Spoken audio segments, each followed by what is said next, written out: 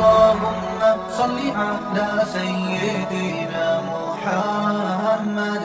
بسم اللہ الرحمن الرحیم نحمدہ ونصلی علی رسولہ الکریم۔ عودۃ الوحی، وحی کا دوبارہ آنا۔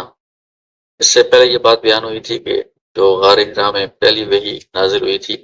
اس کے بعد کچھ عرصہ تک تقریباً 40 دن تک وحی کا سلسلہ رک گیا تھا، اور اس کا مقصد یہ تھا کہ ایک تو پہلی وحی کی وجہ سے جو آپ صلی اللہ علیہ وسلم کے اوپر گھبراہٹ طاری ہو گئی تھی تو وہ دور ہو جائے گھبراہٹ، اور دوسرا یہ مقصد تھا کہ دوبارہ وحی کے لیے آپ کا انتظار ہو، طلب ہو، تو پھر دوبارہ وحی آئے تو اس کا زیادہ شوق ہوتا ہے، دلچسپی ہوتی ہے۔ اس کے بعد پھر دوبارہ جو وحی کا سلسلہ آیا اس کی ابھی تفصیل بیان کر رہے ہیں۔ فبینما ہوا یمشی، کہ وہ جو پہلی وحی آئی تھی اس کے تقریباً 40 دن کے بعد آپ اسی طرح جا رہے تھے راستے میں، جو غار حرا کی طرف راستہ جاتا ہے، درمیان میں آپ گھاٹی میں تھے کہ آپ نے آسمان کی طرف سے ایک آواز سنی۔ آسمان کی طرف نگاہ اٹھائی تو وہاں پر وہی فرشتہ آپ کو نظر آیا جو غار حرا میں آیا تھا، یعنی جبرائیل علیہ السلام آپ کو نظر آئے، اور وہ آسمان اور زمین کے درمیان جو خلا ہے اس میں وہ اپنی ایک کرسی پر یا تخت پر بیٹھے ہوئے آپ کو نظر آئے۔ تو یہ جو موقع تھا، اس موقع پر حضرت جبرائیل علیہ السلام جو اپنی اصلی حالت ہے، جس طرح فرشتوں کا اپنا اصلی شکل و صورت ہوتی ہے، اس حالت میں آپ صلی اللہ علیہ وسلم کو دکھائی دیے۔ تو ویسے تو جبرائیل علیہ السلام جب آپ صلی اللہ علیہ وسلم کے پاس وحی لے کر آتے تھے تو وہ انسانی شکل میں آتے تھے۔ دو مواقع پر آپ صلی اللہ علیہ وسلم نے حضرت جبرائیل علیہ السلام کو اپنی اصلی شکل میں دیکھا ہے۔ ایک تو یہ جو پہلی وحی کے بعد دوسری وحی جب آئی تھی، آسمان اور زمین کے درمیان جو خلا ہے، یہاں پر آپ نے ان کو دیکھا۔ قرآن کریم میں اسی کا تذکرہ ہے، وَلَقَدْ رَآهُ بِالْأُفُقِ الْمُبِينِ، اس افق پر، آسمان کے کنارے پر آپ صلی اللہ علیہ وسلم نے حضرت جبرائیل علیہ السلام کو اصلی شکل میں بھی دیکھا ہے۔ دوسرا، معراج کے موقع پر آپ صلی اللہ علیہ وسلم نے حضرت جبرائیل علیہ السلام کو اصلی شکل میں دیکھا ہے۔ اس کے علاوہ وہ جب آتے تھے تو انسانی شکل میں آتے تھے۔ یہاں پر جب آپ نے ان کو دیکھا تو رعب منہ، تو آپ کو دوبارہ وہی رعب طاری ہوا، گھبراہٹ طاری ہوئی، کیونکہ آپ کو پہلی مرتبہ جو اس طرح انہوں نے کیا تھا، آپ کو اپنے ساتھ ملا کر دبایا تھا، تو وہ آپ کو یاد آ گیا۔ اس کی وجہ سے آپ پر دوبارہ گھبراہٹ طاری ہوئی اور آپ وہاں سے ہی واپس اپنے گھر میں تشریف لے آئے، اور گھر والوں سے کہا کہ تسرونی، مجھے کمبل اڑا دیں، کمبل اڑا دیں۔ تو انہوں نے اڑا دیا۔ اس موقع پر یہ دوسری وحی نازل ہوئی، سورہ مدثر کی ابتدائی آیات ہیں۔ تو اس میں کہا جا رہا ہے، یا ایھا المدثر، اے کمبل اوڑھنے والے، قم، آپ اٹھیے، فانذر، اور لوگوں کو ڈرائیں، خبردار کریں۔ آگے تشریح آ رہی ہے کہ حذر الناس من عذاب اللہ، لوگوں کو ڈرائیں اللہ کے عذاب سے اگر وہ اپنی گمراہی سے واپس نہیں لوٹتے، اور جو انہوں نے اپنے آباء و اجداد جن کی چیزوں کی پوجا کرتے تھے، بتوں کی، اگر اس بتوں کی پوجا سے، شرک سے یہ واپس نہیں پلٹتے تو ان کو اللہ کے عذاب سے آپ ڈرائیں۔ یہ ایسا موقع تھا، ایسی وحی تھی کہ اس میں آپ صلی اللہ علیہ وسلم کو جو نبوت کی ذمہ داریاں ہیں ان کی طرف متوجہ کیا گیا، اور وہ ذمہ داریاں آہستہ آہستہ ادا کرنے کے لیے آپ کو اس میں تیار کیا گیا۔ تو قم فانذر، اس میں یہی مطلب ہے کہ اس سے پہلے آپ کی جس طرح زندگی تھی آرام و سکون والی، اب وہ سلسلہ ختم ہو گیا ہے۔ ابھی آپ کو امت کی اصلاح کے لیے اور اسلام کی دعوت کے لیے اٹھ کھڑے ہونا چاہیے، کمر کس لینی چاہیے، تیار ہو جانا چاہیے۔ اور چونکہ ابھی زیادہ تر لوگ ایسے ہی ہیں کہ گمراہی ہے، جہالت ہے، شرک ہے، تو ان کو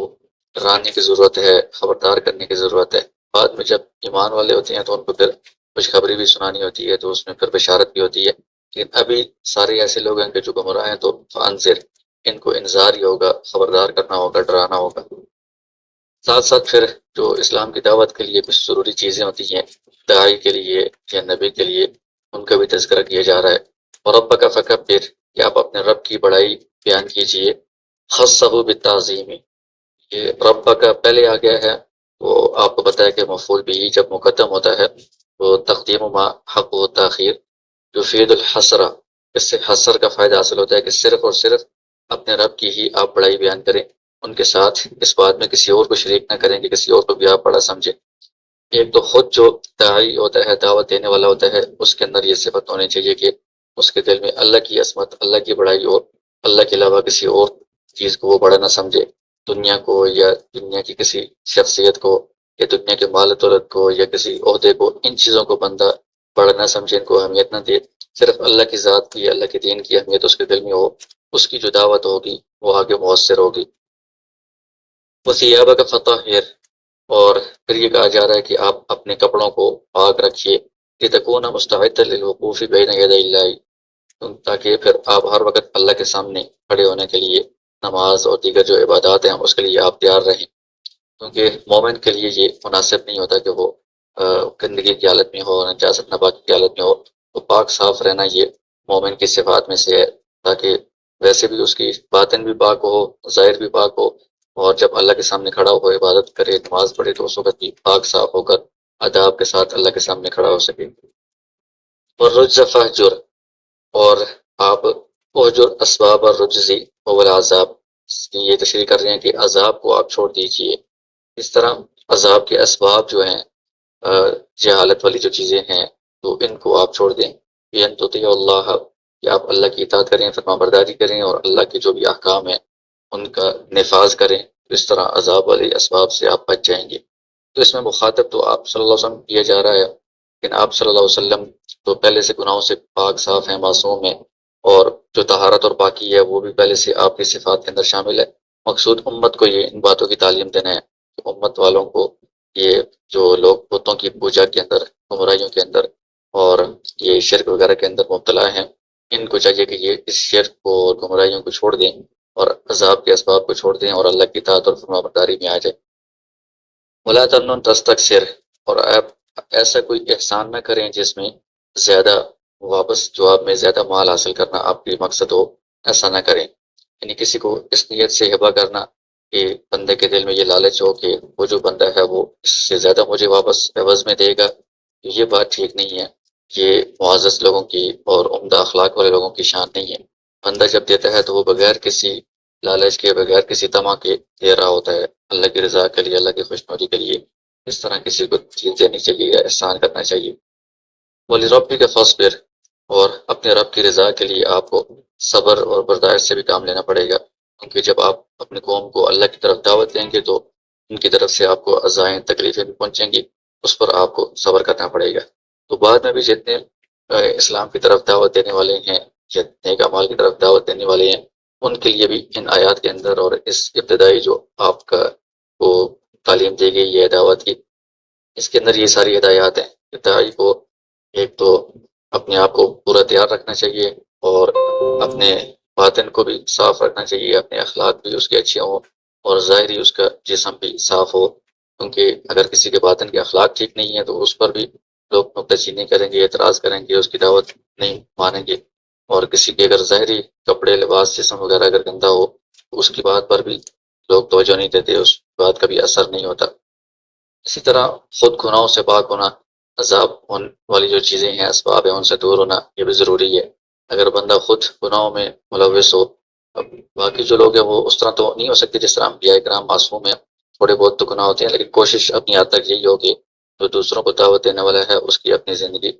کافی حد تک بہتر ہو، گناہوں سے پاک ہو، یہ اس کے لیے ضروری ہے۔ اسی طرح وہ کسی کے ساتھ بھلائی کرے، احسان کرے، تو اس میں کوئی لالچ نہ ہو، کوئی دنیاوی مفاد، غرض وغیرہ نہ ہو۔ بلا غرض بندہ کسی کے ساتھ دل سے احسان کرتا ہے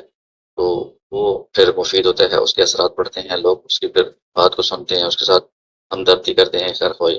اسی طرح جو بھی بندہ اللہ کی طرف دعوت دیتا ہے، اسلام کی طرف، نیک اعمال کی طرف، اس کو مختلف باتیں سننی پڑتی ہیں، تانے سننی پڑتے ہیں، اذیتیں، ان کو بھی برداشت کرنا پڑتا ہے، صبر سے کام لینا پڑتا ہے۔ یہ داعی کی صفات ہوتی ہیں۔ الدعوت سرا، اس کے بعد جب دعوت آپ صلی اللہ علیہ وسلم نے شروع کی تو شروع میں سرن، خفیہ دعوت آپ نے شروع کی، اور اللہ کی طرف سے آپ کو حکم یہ تھا کہ آپ نے خفیہ طور پر ابھی دعوت دینی ہے۔ بعد میں کچھ عرصے کے بعد، 3 سال کے بعد، پھر علانیہ دعوت کا حکم دیا گیا۔ فَاصْدَعْ بِمَا تُؤْمَرُ وَأَعْرِضْ عَنِ الْمُشْرِكِينَ، اس میں پھر آگے تذکرہ آئے گا۔ شروع میں فقام علیہ الصلاۃ والسلام بالامر، جو کہا گیا کہ قم فانذر، آپ اٹھیں اور لوگوں کو خبردار کرنا شروع کریں، تو خفیہ طور پر جو آپ کے اپنے جاننے والے تھے، اپنے گھرانے والے اور اپنے جو قریبی دوست احباب تھے، ان کے اندر آپ نے آہستہ آہستہ دعوت دینی شروع کی۔ تو دعات عبادت اللہ اقواما جفاتا، اللہ کی عبادت کے لیے، اللہ کی بندگی کے لیے آپ نے دعوت دینی شروع کی، اور سامنے ایسی قومیں تھیں، ایسے لوگ تھے کہ جو بالکل جاہل لوگ تھے، دین سے ناواقف لوگ تھے، اور ان کا پہلے کوئی مذہب نہیں تھا، کسی مذہب کو وہ نہیں مانتے تھے، جاہلیت والی زندگی گزار رہے تھے۔ ایسے لوگوں کو اللہ کی طرف بلانا یہ کافی مشکل کام تھا، تو آپ نے اس کا بیڑا اٹھایا۔ ہاں، ان کے پاس یہی تھا کہ وہ بتوں کی پوجا کرتے تھے، پتھروں سے یا ایسی چیزوں سے بت بنے ہوئے ہیں کہ نہ وہ کوئی فائدہ پہنچا سکتے ہیں نہ کوئی نقصان پہنچا سکتے ہیں،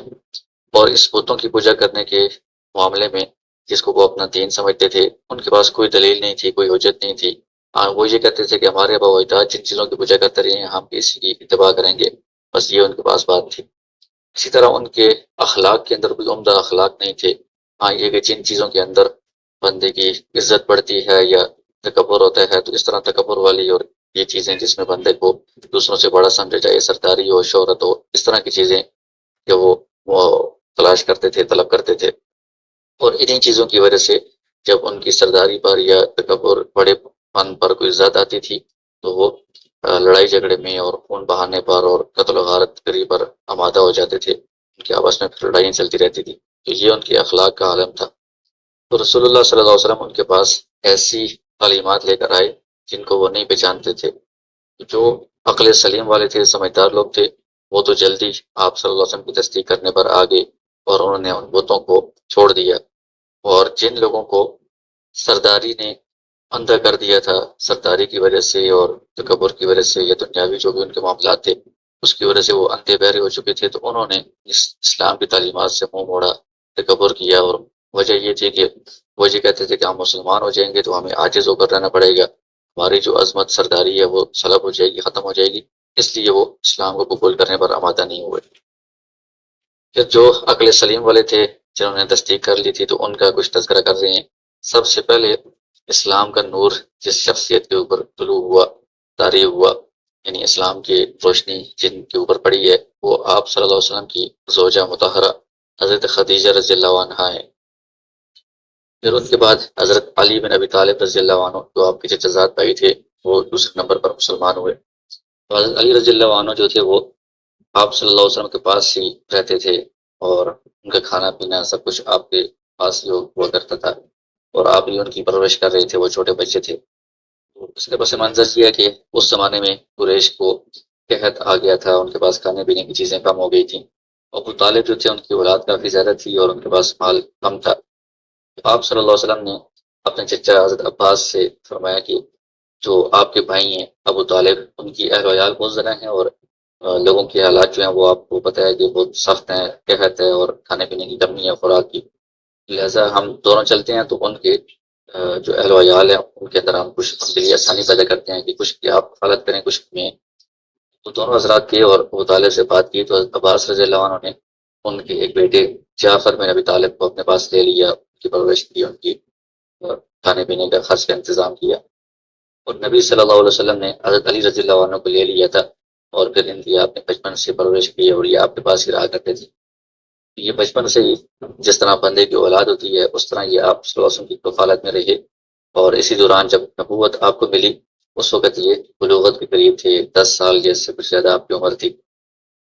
یہ چونکہ ہر کام میں نبی صلی اللہ علیہ وسلم کی اتباع کرتے تھے بچپن سے ہی، اور بچپن میں ہی انہوں نے جو بتوں کی پوجا والی جہالت ہے، گندگی ہے، اس میں یہ ملوث نہیں ہوئے، اس سے یہ پاک رہے ہیں۔ اسی طرح دیگر جو خواہشات کی پرستی والی جتنی چیزیں تھیں، جس طرح نبی صلی اللہ علیہ وسلم ان چیزوں سے دور رہتے تھے تو حضرت علی رضی اللہ عنہ بھی آپ کے ساتھ تھے بچپن سے، تو یہ بھی ان ساری خواہشات سے اور بت پرستی وغیرہ جاہلیت والی باتوں سے یہ بھی دور رہے۔ تو اس لیے جب نبوت آئی تو حضرت علی رضی اللہ عنہ نے بھی فوراً آپ صلی اللہ علیہ وسلم کے اوپر ایمان لایا اور اسلام قبول کر لیا۔ اسی طرح تیسرے شخص تھے زید بن حارثہ رضی اللہ عنہ، جو آپ صلی اللہ علیہ وسلم کے آزاد کردہ غلام تھے، مولا کہتے ہیں آزاد کردہ غلام۔ ان کو زید بن محمد بھی کہا جاتا تھا، کیونکہ آپ صلی اللہ علیہ وسلم نے ان کو پہلے خریدا تھا، یہ غلام تھے، تو آپ نے ان کو آزاد بھی کر دیا تھا، وہ تبنا ہو، اور آزاد کرنے کے بعد اپنا منہ بولا بیٹا بنا دیا تھا۔ اس زمانے میں جو متبنع ہوتا تھا، منہ بولا بیٹا، اس کو حقیقی بیٹے کی طرح سمجھا جاتا تھا، اس کو وراثت میں ملتی تھی، اور اس کی وراثت اس کے جو منہ بولے باپ ہیں ان کو ملا کرتی تھی۔ تو یہ اس زمانے میں دستور تھا، تو اس لیے ان کو آپ صلی اللہ علیہ وسلم کی طرف منسوخ کر کے زید بن محمد کہا جاتا تھا۔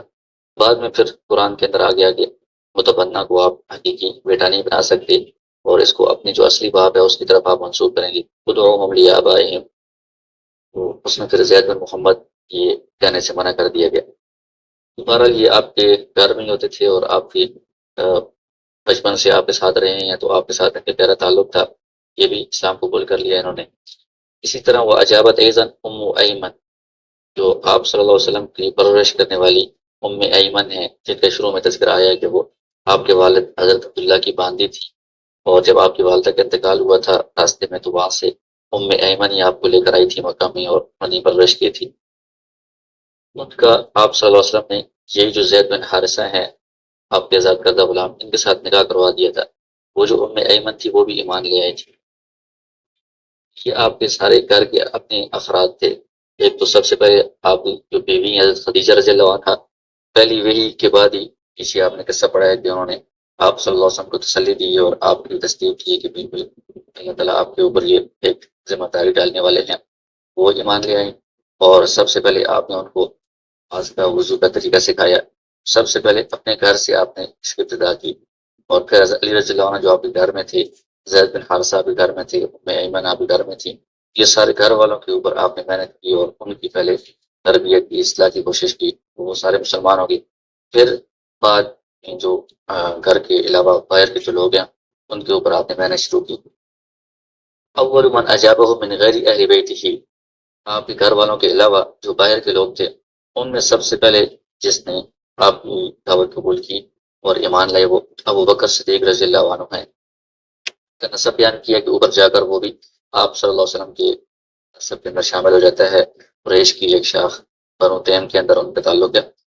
تو وہ پہلے ہی نبوت ملنے سے پہلے ہی آپ صلی اللہ علیہ وسلم کے دوست سے،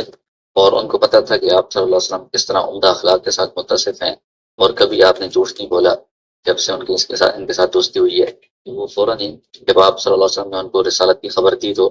فوراً وہ انہوں نے تصدیق کر لی اور کہا کہ میرے ماں باپ آپ پر قربان ہو، آپ تو بالکل سچائی والے ہیں، کبھی آپ نے جھوٹ نہیں بولا، اس لیے میں آپ کی تصدیق کرتا ہوں۔ اور فوراً انہوں نے کلمہ پڑھ لیا، اشہد ان لا الہ الا اللہ وانک رسول اللہ۔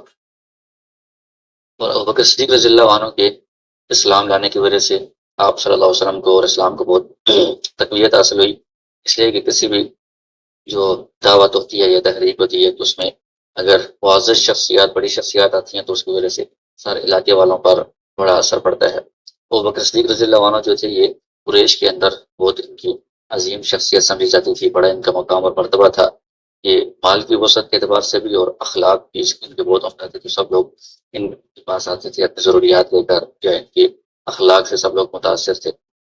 اور یہ لوگوں میں بہت زیادہ پاکیزہ معزز سمجھے جاتے تھے، سخی بھی تھے، مال بھی لوگوں پر بہت خرچ کرتے تھے، یہ غلاموں کو آزاد کرتے تھے اور ضرورت مندوں کی دیکھ بھال کرتے تھے،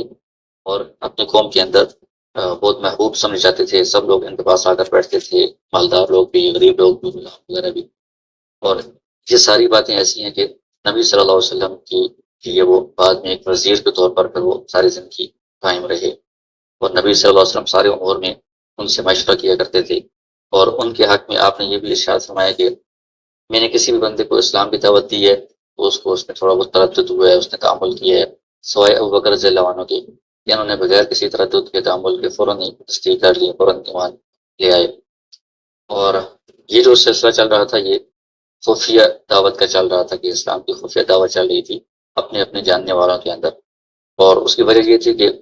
یہ ڈر تھا کہ عرب جو لوگ ہیں اگر اعلانیہ دعوت ہوگی تو اس کے مقابلے میں عرب لوگ اچانک کوئی ایسا سخت معاملہ نہ کر دیں کہ جس کی وجہ سے یہ ساری جو دعوت ہے یہ نہ دب جائے، یہ جو مسلمان ہیں تھوڑے سے یہ سارے ختم نہ ہو جائیں۔ تو شروع میں یہی طریقہ کار ہوتا ہے کسی بھی تحریک کو چلانے کا، دعوت کو چلانے کا،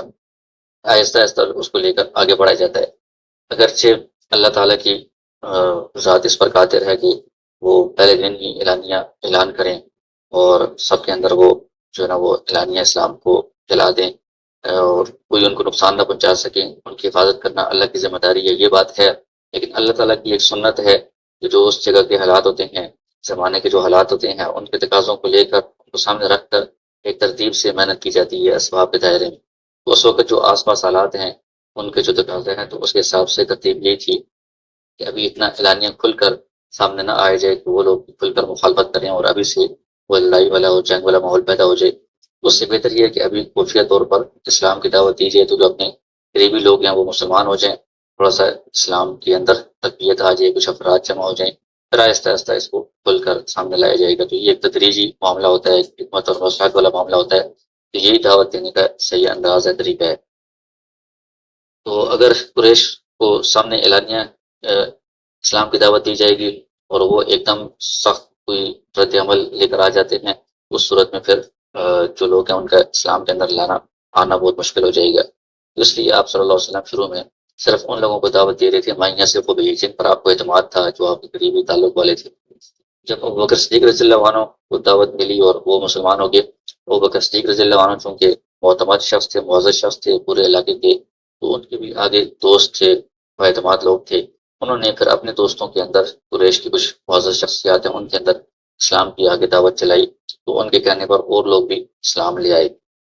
عجاب و جمع، تو ایک مختصر جماعت ابوبکر صدیق رضی اللہ عنہ کی دعوت پر اسلام لے آئی، کہ ان میں کچھ حضرات تھے جن کا یہ تذکرہ کیا جا رہا ہے۔ انہیں میں حضرت عثمان بن عفان رضی اللہ عنہ بھی ہیں۔ وہ کبھی نسب بیان کیا کہ اوپر جا کر یہ قریش کے خاندان سے ان کا تعلق ہے، اور یہ تیسرے خلیفہ مشہور صحابی ہیں حضرت عثمان رضی اللہ عنہ۔ آپ صلی اللہ علیہ وسلم کی دو صاحبزادیاں ایک کے بعد دیگری ان کے نکاح میں رہی ہیں۔ تو یہ بھی اسی وقت ابتدا میں جو چند گنے چنے لوگ مسلمان ہوئے تھے، اسی وقت یہ مسلمان ہو گئے تھے۔ ایک چچا تھے حکم، ان کو جب پتہ چلا کہ یہ اسلام لے آئے ہیں تو انہوں نے وہ ایک لکڑی کے ساتھ باندھ دیا اور کہا کہ کیا تم اپنے آباء و اجداد کے دین سے اعراض کر کے نئے دین میں چلے گی، اور اس وقت تک میں آپ کو نہیں کھولوں گا جب تک کہ آپ اس دین کو چھوڑ نہیں دیں گے۔ حضرت عثمان رضی اللہ عنہ نے صاف صاف جواب دیا کہ میں اس دین کو نہیں چھوڑ سکتا، اور نہ آپ صلی اللہ علیہ وسلم سے جدا ہو سکتا ہوں۔ جب انہوں نے پوری کوشش کر کے چچا نے دیکھ لیا کہ یہ تو حق کے اندر بہت مضبوط ہے، پھر انہوں نے ان کو چھوڑ دیا۔ حضرت عثمان رضی اللہ عنہ یہ 30 سال کی عمر کے قریب تھے اس وقت جب اسلام لائے تھے۔ اسی طرح ایک اور شخصیت حضرت زبیر بن عوام رضی اللہ عنہ ہیں۔ یہ آپ صلی اللہ علیہ وسلم کے پھوپھی کے بیٹے تھے، یہ بھی اسلام لے آئے۔ اور امہ صفیہ، ان کی جو والدہ تھیں صفیہ بنت عبد المطلب، جو آپ صلی اللہ علیہ وسلم کی پھوپھی تھیں، وہ بھی اسلام لے آئیں۔ اور حضرت زبیر رضی اللہ عنہ کے جب چچا تھے تو ان کو جب پتہ چلا تو وہ ان کے اوپر دھواں چھوڑ دیا کرتے تھے ان کو باندھ کر، تاکہ یہ اپنے آباء و اجداد کے دین کی طرف واپس آ جائے۔ لیکن اللہ تعالیٰ نے ان کو تقویت دی، وہ اسلام پر ثابت قدم رہے، تو پھر وہ مخالفت ختم ہوگی۔ تو یہ حضرت زبیر رضی اللہ عنہ جب اسلام لائے تھے تو یہ نوجوان تھے، اور بلوغت کی جو عمر ہے اس کے قریب قریب تھے۔ اسی طرح عبد الرحمن بن عوف رضی اللہ عنہ ہیں، وہ بھی ان ابتدا میں اسلام لانے والوں میں سے ہیں، اور ان کا تعلق بھی قریش کے خاندان کے ساتھ تھا۔ شروع میں ان کا نام زبان جاہلیت میں عبد عمر تھا، تو یہ نام ٹھیک نہیں ہے، تو اس لیے آپ صلی اللہ علیہ وسلم نے ان کا نام عبد الرحمن رکھا۔ اسی طرح جو ابتدائی اسلام لانے والی شخصیات ہیں ان میں سعد بن ابی وقاص رضی اللہ عنہ بھی ہیں، یہ بھی مشہور صحابی ہیں، عشرہ مبشرہ میں سے ہیں۔ تو ابو وقاص جو ان کے والد ہیں ان کا اصل نام ہے مالک، سعد بن مالک بھی ان کا نام بعض جگہ لکھا ہوتا ہے۔ تو یہ بھی قریش کے خاندان سے ان کا تعلق تھا۔ تو یہ جب مسلمان ہو گئے تو ان کی جو والدہ ہیں حمنہ بنت ابی سفیان بن امیہ، ان کو جب پتہ چلا ان کے اسلام لانے کا، تو انہوں نے کہا کہ مجھے پتہ چلا ہے کہ قد سبقت، آپ بھی صحابی ہو گئے ہیں، یعنی بے دین ہو گئے ہیں۔ اللہ کی قسم میں کسی چھت کے نیچے نہیں آؤں گی، مطلب گرمی سے بچنے کے لیے، سردی سے بچنے کے لیے میں گھر میں نہیں رہوں گی، چھت میں نہیں رہوں گی، باہر ٹھہری رہوں گی، اور کوئی کھانا پینا مجھ پر حرام ہے جب تک کہ آپ محمد صلی اللہ علیہ وسلم کو چھوڑ نہ دیں، ان کا انکار نہ کر دیں۔ وہ اسی طرح 3 دن رہی کہ انہوں نے چھت کے نیچے بھی نہیں آئیں اور کھانا پینا بھی نہیں کیا۔ تو حضرت سعد رضی اللہ عنہ کو دیکھ کر برداشت نہیں کر سکے، وہ رسول اللہ صلی اللہ علیہ وسلم کے پاس آئے اور اپنی ماں کی حالت کی شکایت کی کہ اس کی یہ حالت ہے، کھا پی بھی نہیں رہی، اور اس طرح انہوں نے کیا ہوا ہے۔ تو اس موقع پر پھر اللہ کی طرف سے تعلیم کے طور پر یہ آیات نازل ہوئیں کہ اللہ تعالیٰ انسان کو والدین کے ساتھ حسن سلوک کا، اچھائی کا حکم دیتے ہیں۔ وَوَصَّيْنَا الْإِنسَانَ بِوَالِدَيْهِ حُسْنًا وَإِنْ جَاهَدَاكَ لِتُشْرِكَ بِي مَا لَيْسَ لَكَ بِهِ عِلْمٌ فَلَا تُطِعْهُمَا۔ ویسے تو ہر معاملے میں ان کی بات ماننی چاہیے، ان کے ساتھ حسن سلوک کیا جائے، لیکن اگر وہ یہ کہتے ہیں کہ آپ شرک کریں، اس معاملے میں ان کی اطاعت نہیں کرنی، ان کی بات نہیں ماننی۔ وَالصَّاحُ جَلَّ ذِكْرُهُ، تو اللہ تعالیٰ نے ان کو وصیت کی ہے کہ اپنے والدین کے ساتھ آپ اچھائی والا، احسان والا معاملہ کریں، اور چاہے وہ کافر ہوں یا مومن ہو۔ لیکن جب وہ آپ کو شرک کرنے کی دعوت دیں تو اس صورت میں پھر معصیت ہی حتمی ہے۔ معصیت کے مطلب ہے کہ والدین کی پھر اس معاملے میں نافرمانی کرنا ہی ضروری ہے، شرک میں ان کی اطاعت نہیں کی جائے گی۔ اس لیے کہ کوئی بھی حق ہے والدین کا حق ہے، رشتہ داری کا حق ہے، کسی کا بھی حق ہے، کتنا ہی بڑا کیوں نہ ہو، لیکن وہ جہاں پر اللہ تعالیٰ کے حق کے سامنے، توحید کے سامنے وہ ساکت ہو جائے گا، اس کو چھوڑ دیا جائے گا۔ لہٰذا لا طاعۃ لمخلوق فی معصیۃ الخالق، اللہ تعالیٰ کی نافرمانی کے معاملے میں کسی مخلوق کی اطاعت نہیں کی جائے گی، چاہے وہ والدین ہوں یا کوئی بھی ہو۔ پھر آگے اسی آیت کے اندر کہا جا رہا ہے کہ میری طرف ہی تم سب کا لوٹ کر آنا ہے، جو ایمان والے ہیں وہ بھی میری طرف لوٹ کر آئیں گے، جو مشرک ہیں وہ بھی میری طرف لوٹ کر آئیں گے، میں سب کو بدلہ دوں گا جو بھی ان کا بدلہ دینے کا حق بنے گا۔ اور پھر اس آیت کے اندر جو آ رہا ہے لیے مرجعکم فانبئکم، تو اس میں دو ایک فائدے کی چیزیں بیان کی جا رہی ہیں۔ ایک تو یہ ہے کہ اس میں یہ بتایا جا رہا ہے کہ اللہ تعالیٰ بدلہ دیں گے، لہٰذا آپ کا جو دل ہے وہ پریشان نہ ہو، اس میں کوئی ایسی بات نہ آئے والدین کی جہالت سے متعلق یا نوابشیت سے متعلق، ان کی شرک سے متعلق، کیونکہ آپ تو ان کو کچھ نہیں کر سکتے، قیامت کے دن اللہ کے پاس ان کو لوٹ کر جانا ہے تو اللہ تعالیٰ ان کو بدلہ دیں گے۔ دوسرا اس میں یہ ترغیب دی گئی ہے کہ دین کے اندر آپ نے ثابت قدم رہنا ہے، اور کیونکہ دنیا کے اندر اگرچہ والدین کی ناراضگی ہے یا اور رشتہ داروں کی طرف سے تکالیف وغیرہ ہیں اس کو نہیں دیکھنا، دین کے اندر ثابت قدم رہنا ہے تاکہ آخرت کے اندر برا جو بدلہ ہے اس سے بندہ بچ جائے۔ اصل جو سزا اور جزا ہے وہ آخرت کی ہے، تو اس کو سامنے رکھ کر دین کے اوپر ثابت قدم رہنا چاہیے۔